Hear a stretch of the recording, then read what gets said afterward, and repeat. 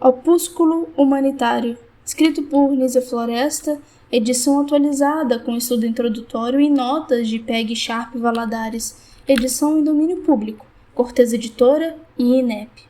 Narração de Livros por Osmose, na voz de Príncia de Resende. Agradeceria muito se você pudesse deixar o gostei aí abaixo. Obrigada.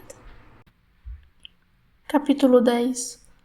Os dois grandes admiradores da Constituição inglesa e dos costumes da Inglaterra, Voltaire e Montesquieu, nas brilhantes páginas que escreveram a respeito, não quiseram dar uma prova de imparcialidade, atribuindo também à influência da educação da mulher o engrandecimento daquele povo.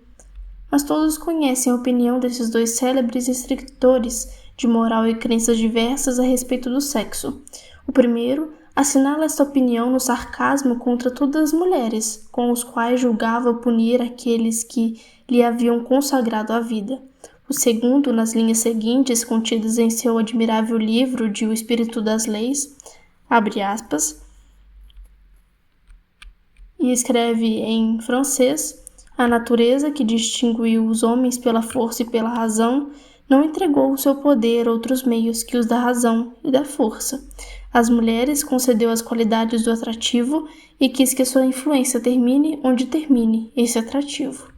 Fecha aspas. O virtuoso Montesquieu, pensando assim da mulher, autorizava o degenerado espiritualista Rousseau quando disse, em francês, em tradução livre, abre aspas, a mulher é feita especialmente para cativar aos homens. Se o homem a deve, por sua vez, cativar, é de necessidade menos direta. O mérito dele está na força. Ele cativa pelo simples fato de ser forte. Fecha aspas. Quanto a Montesquieu, lastimamos sem admirar um tal desvio da justa apreciação da mulher, porque estamos habituados a ver, na história de todos os povos, eminentes capacidades, como o ilustre escritor, caírem no mesmo erro quando tratam dela. Do autor do Contrato Social, cujas obras mereceram tanta consideração dos homens pensadores, julgamos que não podia ele melhor descrever a mulher no estado selvagem de que não foi tão grande apologista. Anteporemos, entretanto, àquelas linhas suas, já citadas, a observação seguinte do muito espirituoso e distinto literato Philaret Chasles, que em alemão que em francês escreve, abre aspas, a mulher não é nada para o selvagem. Escrava do começo da civilização, ela adquire seus direitos e seu valor percorrendo os degraus que apagaram a tirania da força física e fazem reinar a inteligência. Philaret Chasles, de 1889 a 1873, era muito lido ao tempo de Nízia Floresta. Mas deixemos a Wollstonecraft, Condorcet, Sieyès, Langevin, etc., a defesa dos direitos do sexo. A nossa tarefa é outra, e cremos que mais conveniente será as sociedades modernas, a educação da mulher. Nota da editora sobre Wollstonecraft, Mary Wollstonecraft, nascida em 1759, morte em 1797, terá sido, sem dúvida, uma das figuras mais importantes do pensamento feminista do século XVIII. O seu livro, A Vindication of the Rights of Woman, 1792, obra seminal na história do igualitarismo feminino, foi traduzido para o português pela própria Nízia Floresta, sob o título de Direito das Mulheres e Injustiça dos Homens. Nota da edição sobre Condorcet.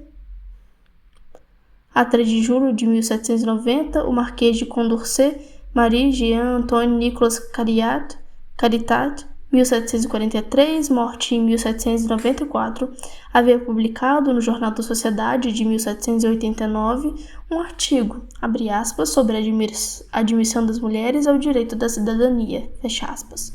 Documento pioneiro sobre os direitos políticos das mulheres, de tal forma avançado para o pensamento de sua época que, traduzido para o inglês em 1912, foi utilizado como propaganda ideológica na campanha pelo voto feminino na Inglaterra. Nota da edição sobre Sieyès. Emmanuel Joseph Sieyès, 1748, morte em 1836, político e reformador social francês, havia retornado à França em 1830, 14 anos depois de exilado pela Restauração. Ligevou, Ernest Wilfrid Ligevou, 1807 a 1903, poeta e romancista francês, havia escrito em 1848 uma história, abre aspas, uma história moral das mulheres, fecha aspas, reunião de conferências que pronunciaram no Colégio de França.